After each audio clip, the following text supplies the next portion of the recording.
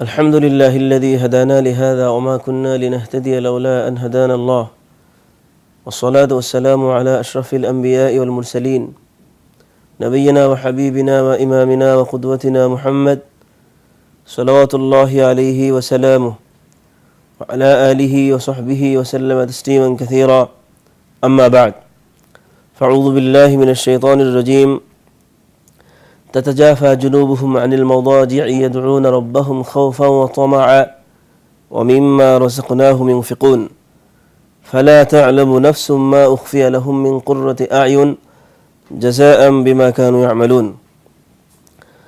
هذا هو الدرس الرابع عشر، وعنوان هذا الدرس هو قيام الليل فضله وأحكامه. সম্মানিত বাংলাভাষী ভাইয়েরা, সুপ্রিয় বন্ধুগণ, আজকে আমাদের ধারাবাহিক আলোচনার 14তম আলোচনা। আজকে আমাদের আলোচনার বিষয় হচ্ছে কিয়ামুল লাইল তথা রাত্র জাগরণ করে ইবাদত বন্দিগি, তার ফজিলত এবং তার বিধিবিধান, এটি নিয়ে আলোচনা করব। সম্মানিত ভাইয়েরা, সুপ্রিয় বন্ধুগণ, আল্লাহ তাআলার কাছে অত্যন্ত প্রিয় একটি ইবাদত হচ্ছে রাতের ইবাদত। কোনো ব্যক্তি যদি রাতের বেলা রাত জেগে ইবাদত করে, সেই ইবাদত রব্বুল আলামিনের কাছে অত্যন্ত প্রিয় ইবাদত। অথচ দেখা যায় আমাদের অনেক ভাইয়েরা, বরং অধিকাংশ লোকেরাই সে সময় ঘুমের ঘরে বিভোর, কিন্তু সেই সময়ের ইবাদত, বিশেষ করে শেষ রজনীর ইবাদত আল্লাহ তাআলার কাছে অত্যন্ত প্রিয় ইবাদত। এজন্য আসুন আমরা রাতের ইবাদতের ব্যাপারে কিছু কথা জানার চেষ্টা করি। রব্বুল আলামিন কোরআনুল কারীমে রাতের ইবাদতের ব্যাপারে কিছু কথা বলেছেন। সূরা আস-সাজদার 16 এবং 17 নম্বর আয়াত আল্লাহ তাআলা বলছেন, তাতাজাফা জুনুবুহুম আনিল মাদাজি'i ইয়াদউনা রাব্বাহুম খাওফান ওয়া তামআ। তাদের পাজর শয্যা থেকে আলাদা হয়ে যায়, তারা তাদের রবকে ভয় এবং আশা নিয়ে ডাকতে থাকে। ওয়া মিম্মা রাযাকনাহুম ইউনফিকুন, এবং আমি তাদেরকে যে রিজিক দিয়েছি সেটা তারা আল্লাহর পথে ব্যয় করে। ফালা তা'লামু নাফসুম মা উখফিয়া লাহুম মিন কুররাতি আয়ুন জাযাআম বিমা কানু ইয়ামালুন। আল্লাহ তাআলা এরপরে বলেন, অতএব কেউ জানে না তাদের কৃতকর্মের জন্য কি কি নয়ন প্রীতিকর প্রতিদান লুকায়িত আছে।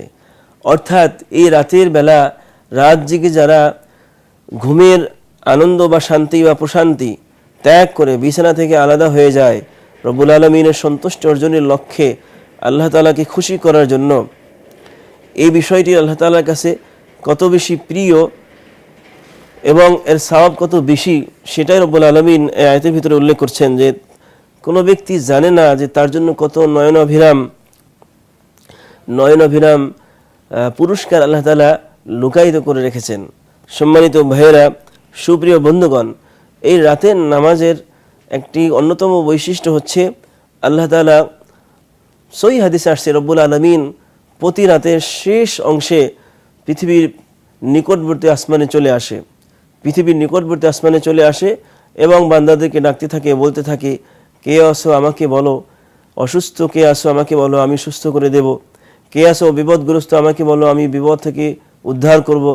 কে আসো ঋণগ্রস্ত আমাকে বলো, আমি ঋণ থেকে মুক্তি দেব। কে আসো গুনাহগার আমাকে বলো, আমি গুনাহ মাফ করে দেবো। এভাবে রব্বুল আলামিন ডাকতে থাকেন। সুতরাং সেই শেষ রজনীর ডাকে যদি কোনো ব্যক্তি সাড়া দেয়, রাত জেগে ইবাদত বন্দেগীতে মশগুল থাকে, তার সেই ইবাদত রব্বুল আলামিনের কাছে অত্যন্ত প্রিয় একটি ইবাদত। এই জন্য ইমানদারদের উচিত শেষ রজনীতে ইবাদত বন্দেগীতে মশগুল থেকে আল্লাহ তাআলার নৈকট্য অর্জনের চেষ্টা করা। বিশেষ করে রমজান মাসে রাত জেগে ইবাদতের একটি আলাদা বৈশিষ্ট্য রয়েছে, আলাদা মর্যাদা রয়েছে। রাসূল সাল্লাল্লাহু আলাইহি ওয়াসাল্লাম সহিহ হাদিস শরীফে আল্লাহ রাসূল সাল্লাল্লাহু আলাইহি ওয়াসাল্লাম বলেছেন, মান কামা রমাদানা ঈমানান ওয়া ইহতিসাবা গুফিরা লাহু মা তাকদ্দামা মিন যামবি। যে ব্যক্তি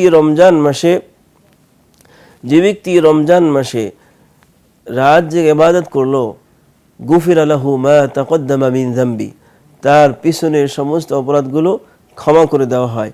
অতএব রমজান মাসে কোনো ব্যক্তি যদি রাত জেগে ইবাদত করে, বিশেষ করে তারাবির নামাজ পড়ে, তাহলে সওয়াবের আশা নিয়ে ইমানের সাথে, তাহলে তার পিছনের গুনাহসমূহ ক্ষমা করে দেওয়া হয়। সম্মানিত ভাইরা, সুপ্রিয় বন্ধুগণ, রাতের নামাজের কিছু বৈশিষ্ট্য রয়েছে, পড়ার পদ্ধতি রয়েছে। রাতের নামাজ মূলত 2 রাকাত পড়া হয়, বা 2 রাকাত পড়া উত্তম। রাসূল সাল্লাল্লাহু আলাইহি ওয়াসাল্লাম বলেছেন, সলাতুল লাইলি মাসনা মাসনা, রাতের নামাজ 2 রাকাত, অর্থাৎ রাতের নামাজ আমরা 2 রাকাত পড়ব এবং সর্বশেষ 1 রাকাত দিয়ে শেষ করব, কমপ্লিট করব। এটাই সুন্নত এবং এই সুন্নতকে ফলো করা উচিত। রাসূল সাল্লাল্লাহু আলাইহি ওয়াসাল্লাম রাত জেগে নামাজ পড়তে পড়তে তার পা মোবারক 2 পা ফুলে যেত। তখন তাকে বলা হলো, সাহাবায়ে কেরাম বললেন, বিশেষ করে আয়েশা সিদ্দিকা রাদিয়াল্লাহু তাআলা আনহা বললেন, হে আল্লাহর রাসূল, আপনার পূর্বের এবং পরের সকল অপরাধ আল্লাহ তাআলা ক্ষমা করে দিয়েছেন, তারপর আপনি এত ইবাদত কেন করেন? তখন তিনি বলছিলেন, আফালা আকুনা আবদান শাকুরা, আমি কি আল্লাহ তাআলার কৃতজ্ঞতা প্রকাশকারী বান্দাদের অন্তর্ভুক্ত হব না? এটা রাসূল সাল্লাল্লাহু আলাইহি ওয়াসাল্লাম উত্তরে বলেছিলেন। সম্মানিত ভাইয়েরা, সুপ্রিয় বন্ধুগণ, সুতরাং রাতের নামাজের গুরুত্ব অপরিসীম, রাতের নামাজের ফজিলত যেমন অপরিসীম, তেমনিভাবে রাতের নামাজ ব্যক্তিকে আল্লাহ তাআলার নৈকট্য লাভে খুব দ্রুত আল্লাহ তাআলার নৈকট্য লাভে তাকে সহায়তা করে। সুতরাং আমাদের রাতের নামাজের ব্যাপারে সচেতন হওয়া উচিত, রাতের নামাজে গুরুত্ব থাকা উচিত এবং রাতের নামাজের ব্যাপারে আগ্রহ থাকা উচিত। সম্মানিত ভাইরা, সুপ্রিয় বন্ধুগণ, এক সময় এই ইমানদারদের জীবনে রাতের নামাজ ছেড়ে দেওয়াটা এটা কল্পনাও করা যেত না। অর্থাৎ অধিকাংশ ইমানদার মোমেনগণ, মুসলমানগণ রাতের বেলা নামাজ পড়তেন। আর এখন আজকের যুগে দেখা যায় অধিকাংশ লোকেরাই রাতের নামাজ পড়ে না। এটা ব্যাপকভাবে দেখা যায়। সম্মানিত ভাইরা, সুপ্রিয় বন্ধুগণ, আসুন আমরা রাতের বেলা নামাজ আদায় করার মাধ্যমে আল্লাহ তাআলার নৈকট্য অর্জনের চেষ্টা করি। সম্মানিত ভাইয়েরা, সুপ্রিয় বন্ধুগণ, তারাবির নামাজের ব্যাপারে রাসূল সাল্লাল্লাহু আলাইহি ওয়াসাল্লাম তার জীবদ্দশায় মূলত প্রথমে একদিন জামাতের সাথে নামাজ পড়লেন। তখন লোকেরা আসলো, সাহাবায়ে কেরাম তার পিছনে নামাজ পড়লেন। দ্বিতীয় দিনও তিনি সাহাবাদেরকে নিয়ে নামাজ পড়লেন। তৃতীয় দিন এবং চতুর্থ দিন সাহাবায়ে কেরাম অপেক্ষা করতেছিলেন, কিন্তু রাসূল সাল্লাল্লাহু আলাইহি ওয়াসাল্লাম আসলেন না। পরের দিন সকালবেলা রাসূল সাল্লাল্লাহু আলাইহি ওয়াসাল্লামকে জিজ্ঞেস করা হলো, হে আল্লাহর রাসূল, আপনি আসেননি কেন? জিজ্ঞেস করলো সাহাবায়ে কেরাম আদবের সাথে, এই আসেননি কেন এইভাবে নয়, অন্য ভাষায় আদবের সাথে জিজ্ঞেস করলেন। তখন আল্লাহর রাসূল সাল্লাল্লাহু আলাইহি ওয়াসাল্লাম তাদেরকে খুব সুন্দরভাবে জবাব দিলেন যে, তোমাদের যে আগ্রহ, অর্থাৎ তারাবির নামাজের ব্যাপারে তোমাদের যে আগ্রহ, আমার ভয় হচ্ছে আল্লাহ তাআলা এই তোমাদের আগ্রহের কারণে তারাবির নামাজ ফরজ করে দেন কিনা, এই ফরজ হওয়ার ভয়ে আমি আশা ছেড়ে দিয়েছি। তো রাসূল সাল্লাল্লাহু আলাইহি ওয়াসাল্লামের ইন্তিকালের পরে বিশেষ করে ওমর ফারুক রাদিয়াল্লাহু তাআলা আনহুর আমলে এসে আবার তারাবির নামাজ জামাতের সাথে আদায় শুরু হয়। তো মাঝখানে যেটা বন্ধ ছিল শুধুমাত্র ফরজ হয়ে যাওয়ার ভয়ে। সম্মানিত ভাইরা, সুপ্রিয় বন্ধুগণ, রাতের নামাজের গুরুত্ব, ফজিলত এবং নামাজ পড়ার পদ্ধতির ব্যাপারে আমি সংক্ষিপ্ত আকারে আপনাদের কাছে উপস্থাপন করার চেষ্টা করেছি। আসুন আমরা রাতের নামাজের ব্যাপারে গুরুত্ব দিই, রাতের নামাজের ব্যাপারে আগ্রহী হই, রাতের নামাজ নিয়মিত আদায় করার চেষ্টা করি এবং এরই মাধ্যমে আল্লাহ তাআলার নৈকট্য অর্জনের চেষ্টা করি। রব্বুল আলামিন আমাদের সকলকে সেই তৌফিক দান করুন, আমিন। ওয়া মা তাওফীকি ইল্লা বিল্লাহ, ওয়া সাল্লাল্লাহু আলা নবিয়িনা মুহাম্মদ ওয়া আলা আলিহি ওয়া সাহবিহি ওয়া সাল্লামা তাসলিমান কাসীরা।